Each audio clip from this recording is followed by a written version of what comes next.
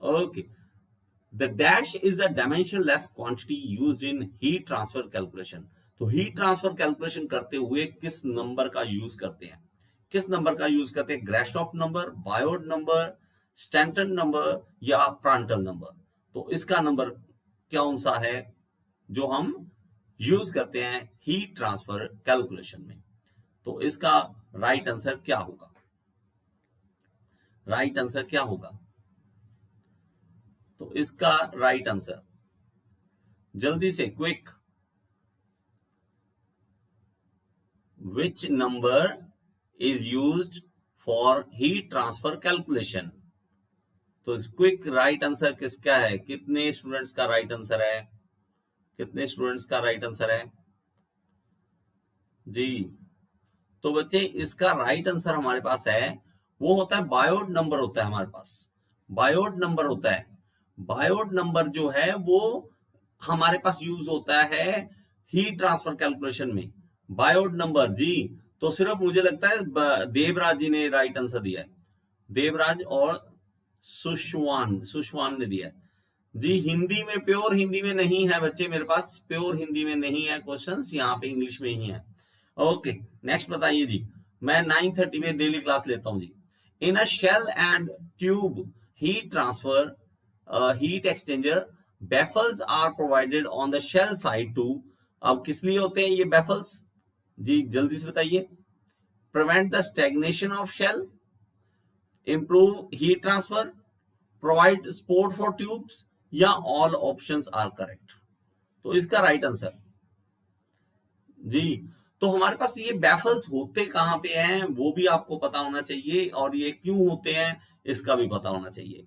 देखिए हमारे पास हीट जो हमारे पास हीट एक्सचेंजर होते हैं, तो उसके अंदर एक प्लेट्स लगी होती हैं, उसके अंदर प्लेट्स लगी होती हैं।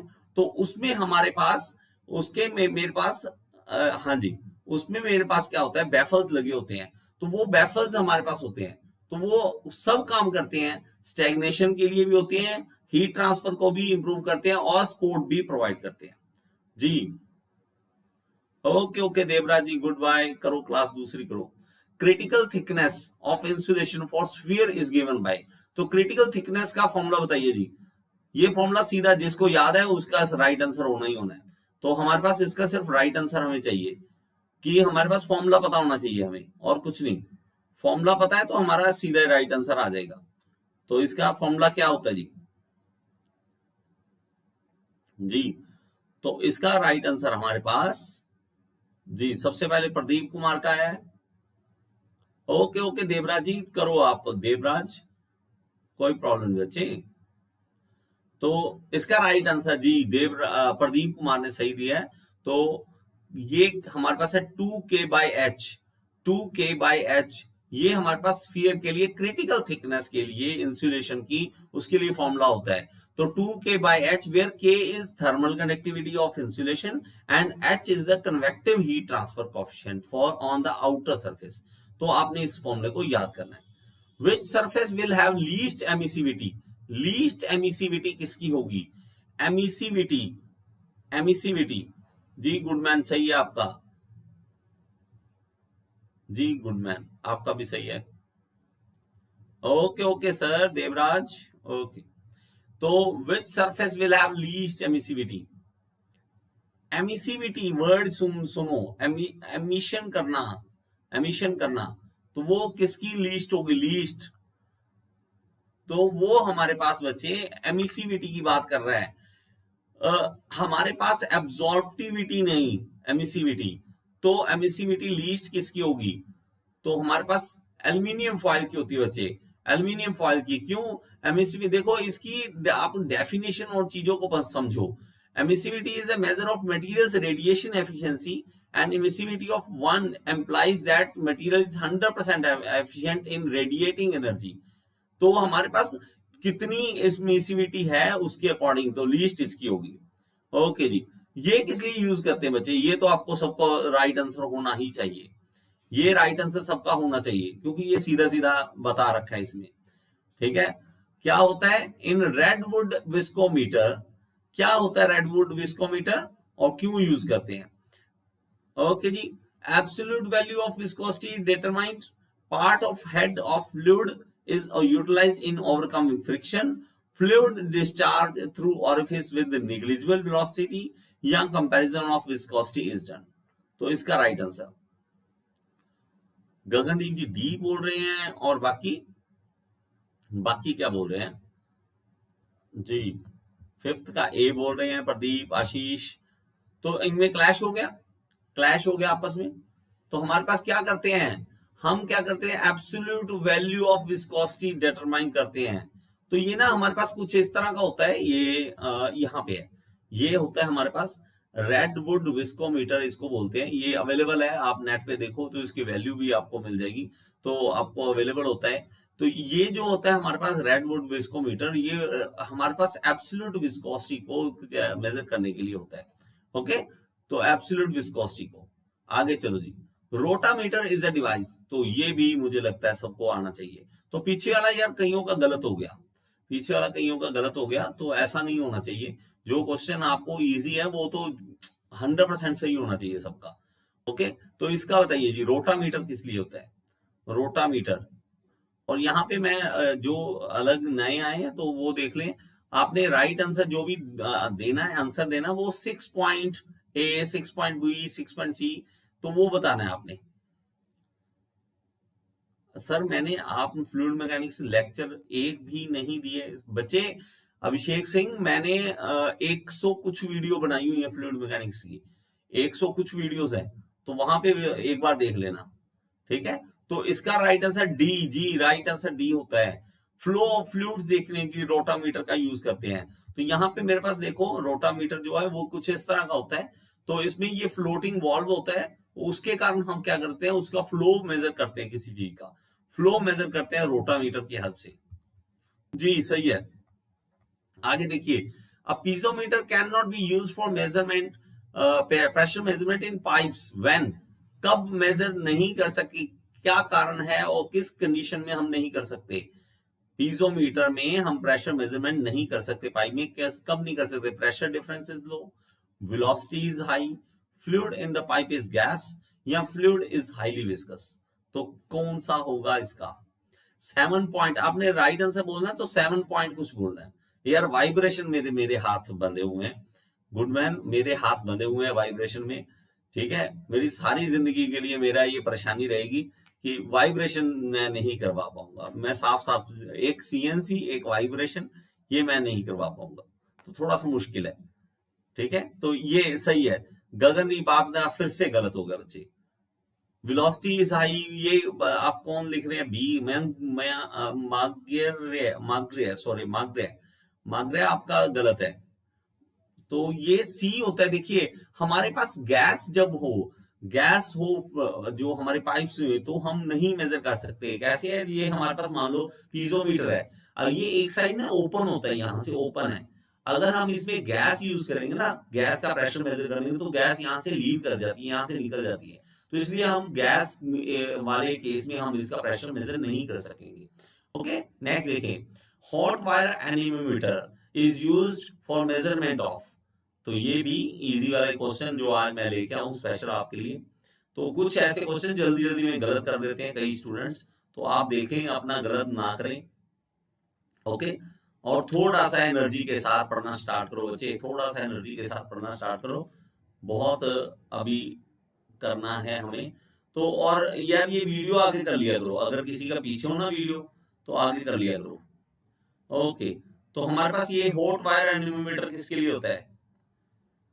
किसके लिए होता है? मेन Gupta ji pressure, Gagandeep velocity, Goodman viscosity. अरे यार ये क्या बात है, ये मैं सोच रहा सबसे इजी वाले क्वेश्चन है, इजी वाले क्वेश्चन है। रणजीत प्रधान मेरी ना वीडियोस देख लो, वहां पे ये सब कुछ एंगल ऑफ वीपोज वगैरह सारा समझाया हुआ है, ठीक है। तो हमारे पास क्या होता है, वेलोसिटी ऑफ गैसेस, गैसेस की वेलोसिटी पता करने के लिए हॉट वायर एनेमोमीटर का यूज करते हैं। हॉट वायर एनेमोमीटर का वेलोसिटी ऑफ गैसेस के लिए। पकड़ लो कान बच्चे, गलत नहीं करना। Friction drag is generally larger than the pressure drag in. तो किसमें ज्यादा होता है जी? फ्रिक्शन ड्रैग किसमें ज्यादा होता है? Flow past sphere, flow past cylinder, flow past an airfoil या flow past a thin sheet. तो किस में होता है, किस में होता है जी,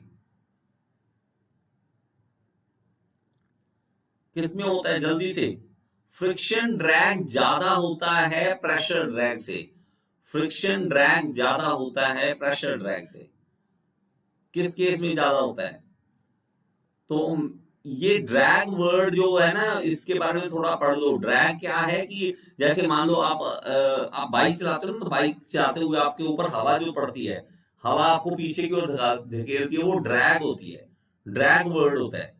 तो ये जो ज्यादा होता है, लार्जर होता है, ज्यादा होता है, किस केस में ज्यादा होता है, वो सिलेंडर के केस में, सिलेंडर जो होता है उसके केस में फ्रिक्शन ड्रैग ज्यादा होता है, फ्रिक्शन ड्रैग ज्यादा होता है। आपने इसी को, हाँ ये सेम क्वेश्चन आया हुआ है एसएससी के पेपर में, तो मोस्टली मैंने एसएससी के पेपर से उठाए हुए क्वेश्चन है।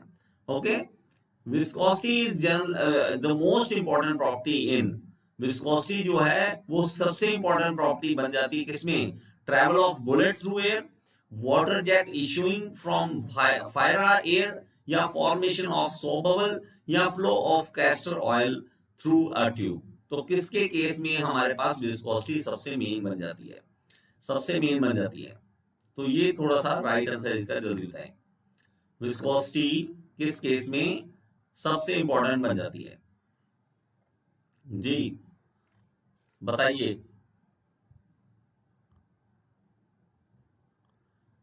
तो ये केस किस केस में होता है, तो बच्चे viscosity word, viscosity word, viscosity word, तो फॉर्मेशन ऑफ बबल, सही है, सही है आपका, सही है। सोप बबल, सोप बबल जो होता है उसकी फॉर्मेशन में विस्कोसिटी सबसे इंपॉर्टेंट पैरामीटर होता है। ओके, फ्लूइड फोर्सेस कंसीडर्ड इन नेवियर स्ट्रोक इक्वेशन, तो नेवियर स्ट्रोक इक्वेशन में कौन कौन से हम कंसीडर करते हैं फ्लूइड फोर्सेस, फ्लूइड फोर्सेस कौन कौन से कंसीडर करते हैं जी, कौन कौन से हो गए, gravity pressure viscous, gravity pressure turbulent, pressure viscous turbulent, या ग्रेविटी विस्कस टर्बुलेंट। तो कौन सा होगा,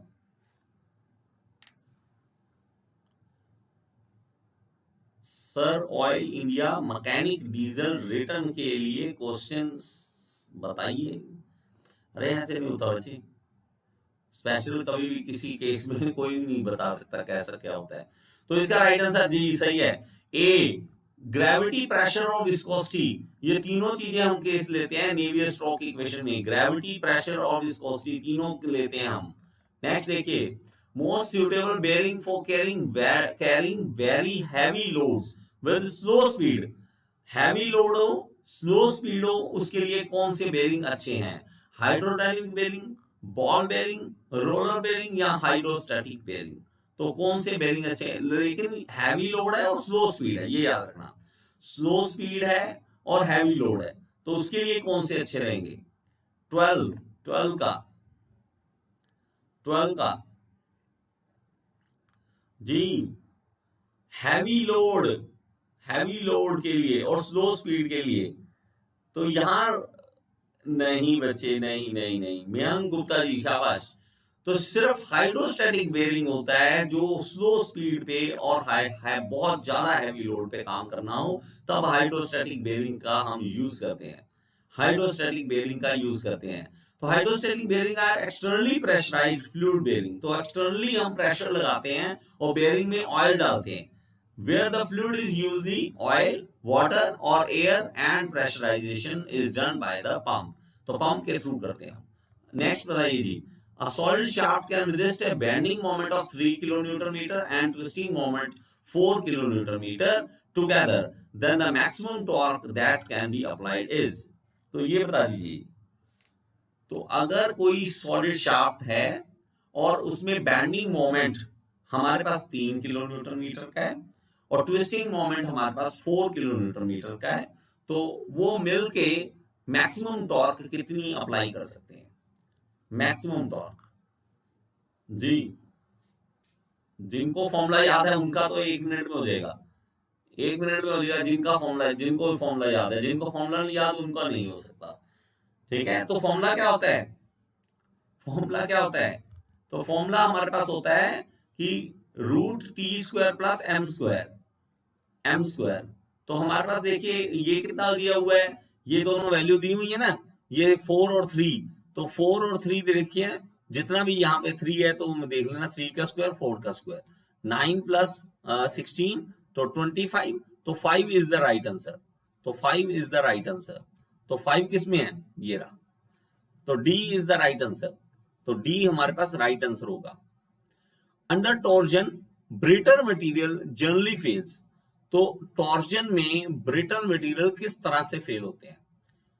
along A parallel perpendicular plane perpendicular to its longitudinal axis in the direction of minimum tension along surface forming a 45-degree angle with a longitudinal axis, not in any specific manner. Sunil Chaudhary अभी 13 का reply कर रहे हैं। सुनील जी आपकी video बहुत पीछे चल रही है, वीडियो को आगे कर लिया करो, वीडियो को ऐसे दबा के ना 10 मिनट जो आगे करते हैं, तो जो लाइव चल रहा हो तो उसके साथ आ जाया करो जी बच्चे। तो ब्रिटल मटेरियल टॉर्जन में, ये याद रखना, टॉर्जन की बात कर रहा है, टेंशन की नहीं बात कर रहा, कंप्रेशन की नहीं बात कर रहा, ये टॉर्जन की बात कर रहा है, ठीक है। वीक वीक की नहीं बात कर रहे बच्चे, किसमें वीक है किसमें नहीं है वो नहीं बात कर रहे हम बात कर रहे हैं कि टॉर्जन अगर लगाएंगे तो ब्रिटल किस तरह से फेलियर होगा। तो ये बच्चे आपने उस केस में अलग अलग हमारे पास आंसर आते हैं। तो हमारे पास टॉर्जन वाले केस में 45 डिग्री आपका राइट आंसर होता है, 45 डिग्री पे होता है, 45 डिग्री पे। ओके, आगे देखिए जी, Poisson ratio for most of the material is close to, मतलब मोस्ट ऑफ द मटेरियल की बात कर रहा है, चाहे 70-80% जो है वो पॉइजन रेशियो किसके आसपास होता है, 1:2, 1:3, 1:5 या 1:6, किसके आसपास होता है? तो ये बताइए जी। पारस भाटिया जी अगर आप राइट आंसर बता रहे हैं तो किसी भी क्वेश्चन था, क्वेश्चन नंबर लिख दीजिएगा, आगे आगे क्वेश्चन नंबर लिख दीजिएगा जी। जैसे ये देखो मैसेजेस में सब लिख रहे हैं तो क्वेश्चन नंबर लिख रहे हैं साथ, तो क्वेश्चन नंबर से मुझे क्लैरिटी आती है कि आप किसका रिप्लाई कर रहे हैं, ठीक है। मेरा सर्वर डाउन जा रहा है, ओहो, हाँ मुझे लग रहा है यार, मेरे इसमें आज इंटरनेट में प्रॉब्लम आ रही है। आज बारिश आई थी, बारिश के बाद थोड़ा सा इंटरनेट में भी प्रॉब्लम आई है, ठीक है सर। आपकी रोज एमसीक्यू, सर मेरे सिर्फ एमसीक्यू से आप नहीं पास हो सकते, पहले बताता हूं, मैं बहुत कम करवा रहा हूं, मेरे सिर्फ एमसीक्यू 20 हो रहे हैं एक दिन के, बहुत कम है। आपको 200 करने चाहिए, 200 करने चाहिए एक दिन के, 200 करने चाहिए, तब जाके आप क्लियर हो सकते हो। तो इसका राइट आंसर बी है जी, सबका सही है। Hello hello summer play house, hello जी। तो इसका राइट आंसर बताइए जी। True stress represent the ratio of, true stress जो है, true stress represent the ratio, किसकी रेशियो होती है? नेटवर्क इशू, ओ देखता हूं यार, देखता हूं, चलो मैं जब दोबारा अपलोड करूंगा वीडियो तो आप तब कर सकते हो अगर आपको ज्यादा दिक्कत आएगी तो। हाँ यहाँ पे बारिश के कारण हो गया, बारिश के कारण हो गया। तो यहाँ पहाड़ थोड़े नजदीक पड़ते हैं तो बारिश आती रहती है, थोड़ी बहुत ठीक है मौसम ना, तो बारिश आती रहती है, तो कभी ना कभी इंटरनेट में प्रॉब्लम हो जाती है। तो इसका राइट आंसर जी हमारे पास देखिए, ट्रू स्ट्रेस बात कर रहा है ना, तो उस केस में instantaneous load and instantaneous area. बच्चे हमारे पास क्या होता है कि जब एरिया होता है ना स्टार्टिंग में, हमें तो पता है कि force per unit area, area लेकिन कौन सा, और एरिया क्योंकि स्टार्टिंग में एरिया कम होता है, ठीक है, एक्स्ट्रा एक्स्ट्रा होता है, तो हम उसको खींचते हैं ना तो और कम होता रहता है, कम होता रहता है, वो लगातार चेंज होता है। लेकिन हम तो ये एक ही बात है कि फोर्स अपॉन एरिया, तो इंस्टेंटेनियस लोड और इंस्टेंटेनियस एरिया उसको कह देते हैं ट्रू स्ट्रेस, ठीक है।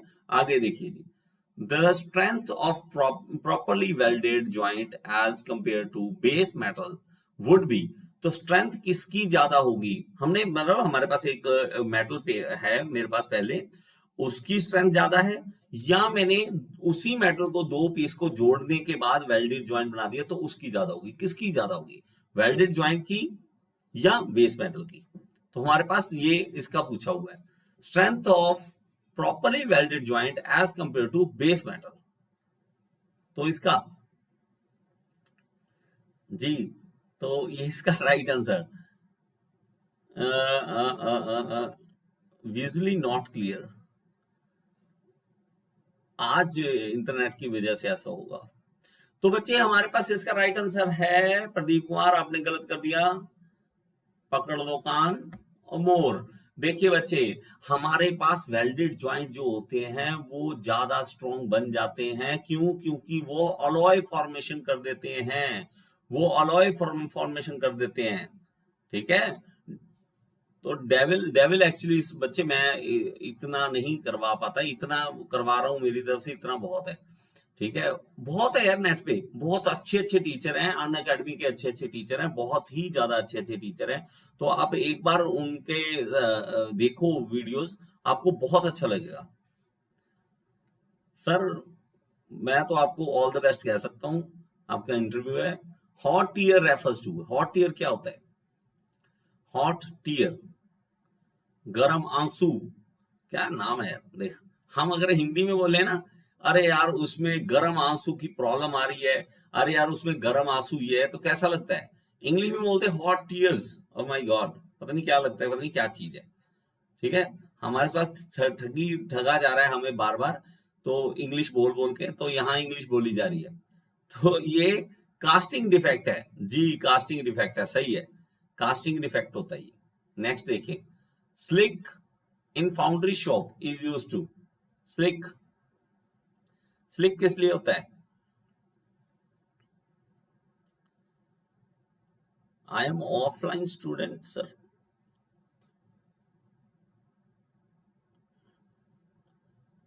सर आप, मैं मानता हूं सर, फेवरेट ये वो कुछ नहीं होता है ऐसा, कुछ मत ऐसा सोचो, पढ़ो जितनी ज्ञान मिल सकता है। मैं कहता हूँ इतना अच्छे अच्छे टीचर बैठे हैं, मैं खुद उनसे पढ़ता हूँ चीजें।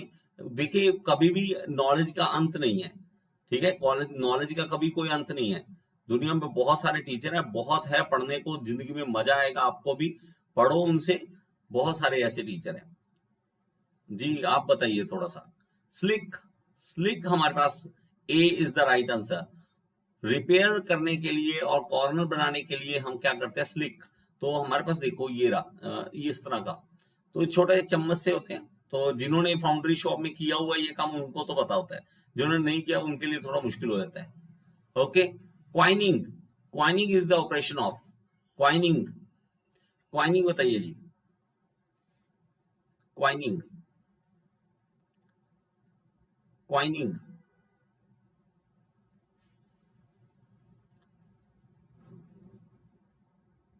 जी लास्ट क्वेश्चन है, लास्ट क्वेश्चन है आज का। इसका राइट आंसर है हमारे पास क्वाइनिंग का कोल्ड फोर्जिंग। तो कोल्ड फोर्जिंग होता है क्वाइनिंग, जो कोल्ड फोर्जिंग कहलाती है। ठीक है, ओके जी, ये थे आज के क्वेश्चन बच्चे। किसी ने कोई क्वेश्चन पूछना है, कोई बात करनी कर सकता है, बाकी आप लीव कर सकते हैं क्लास। भागो जल्दी से, अगली क्लास देखो कौन लगा रहा है। बहुत सारे मजेदार टीचर बैठे हैं, लाइव बैठे हैं। और अभी भी अगर आप में से कोई कहता है कि मुझे मजा नहीं आ रहा पढ़ने में, मेरा दिल नहीं लगता, तो भैया आपका कोई कुछ नहीं कर सकता। आपको सिर्फ बहाने चाहिए, आप बहाने लगा रहे हो, और बहानों का कोई अंत नहीं है दुनिया में, बहानों का कोई अंत नहीं है। बहाने जितने मर्जी लगाओ। आज अगर आज रात आप नहीं करके सोते अच्छे अच्छे क्वेश्चंस और अच्छे टीचर से नहीं पढ़ते, तो बेवकूफ आप हो, कोई और नहीं है। मुंह पे बोलता हूं, आप बेवकूफी कर रहे हो अगर आपको लगता है कि कहीं और से मुझे ज्ञान मिल रहा हो, मैं ले नहीं रहा। पढ़ो जितना पढ़ सकते हो। क्या लिख रहा है सर गगनदीप जी? सर कंप्रेसर की वीडियो बना दो, single stage double stage. Okay sir, मैं कोशिश करता हूँ। आई एम डिप्लोमा होल्डर, मैं अभी भी प्रिपेयर कर रहा हूँ। यार ये थोड़ी सी कंफ्यूजन रहेगी डिप्लोमा वालों के लिए बच्चे। डिप्लोमा वालों के लिए बड़ी दिक्कत आती है कि बीटेक वाले, एमटेक वाले प्रिपरेशन में आपके साथ होते हैं, थोड़ी सी दिक्कत देते हैं ये। तो थोड़ा सा ज्यादा पढ़ना पड़ेगा आपको, जोर ज्यादा लगाना पड़ेगा। जहां आप अभी अगर मान लो आप 4 घंटे पढ़ रहे हो, 5 घंटे पढ़ रहे हो, तो आपको 10 घंटे पढ़ना पड़ेगा, आपको 10 घंटे पढ़ना पड़ेगा। देखो बच्चे, हमारी सबसे बड़ी प्रॉब्लम जो होती थी ना डिप्लोमा में, मेरी जो प्रॉब्लम होती थी वो थी इंग्लिश। इंग्लिश समझ ही नहीं आती थी करना क्या है।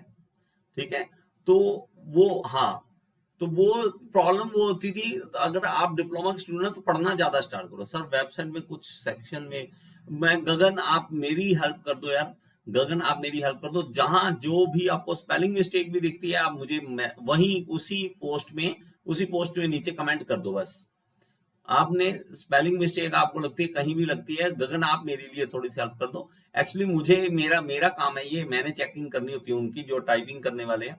तो 3-4 मेरे जो साथी हैं वो टाइपिंग करते हैं, लेकिन वो अगर गलत करते हैं तो मुझे पता नहीं लगता, क्योंकि इतना मैं पढ़ नहीं पाता अकेला। तो थैंक यू एवरीवन। बच्चे मेरी वेबसाइट ओपन करा करें, वेबसाइट ओपन करें, और अगर आपको किसी में कोई दिक्कत है, मान लो कि आपको लगता है कि किसी में मिस्टेक है, तो आप नीचे ना कमेंट में चला जाया करें। मान लो मैं फ्लूइड मैकेनिक्स में जाता हूँ, तो फ्लूइड मैकेनिक्स में गया और मेरे पास यहाँ फ्लूइड मैकेनिक्स एमसीक्यू सेट 1 खोला और मैंने यहाँ से क्वेश्चन करने स्टार्ट कर दिए। आपको लगा कि सर यहाँ पे स्पेलिंग मिस्टेक है, ये नहीं आना था, या मेरे पास आंसर गलत टिक हो गया गलती से, तो